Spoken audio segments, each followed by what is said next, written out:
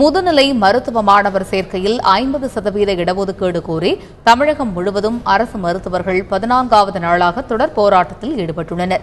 சென்னை ராஜீவ்காந்தி அரசு பொது மருத்துவமனை முன்பாக நடைபெற்று வரும் போராட்டத்தில் மருத்துவ மாணவர்கள் மற்றும் பயிற்சி மருத்துவர்கள் ஏராளமானோர் பங்கேற்றுள்ளனர்.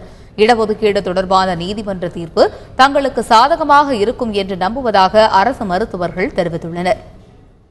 தமிழ்நாட்டிற்கு 50% சர்வீஸ் கோட்டா வேண்டும் என்று தமிழகத்தில் உள்ள அனைத்து அரசு மருத்துவக் கல்லூரி மாணவர்கள் போராட்டத்தில் ஈடுபட்டுள்ளனர். இன்று சென்னையில் உள்ள சென்னை அரசு மருத்துவக் கல்லூரியில் இளநிலை, முதுநிலை, பட்டமேற்படிப்பு மாணவர்கள் மற்றும் பயிற்சி மருத்துவர்கள் போராட்டத்தில் பங்கேற்றுள்ளனர். நாங்கள் ஒன்றிணைந்து நீதிமன்ற தீர்ப்புக்காக காத்துள்ளோம்.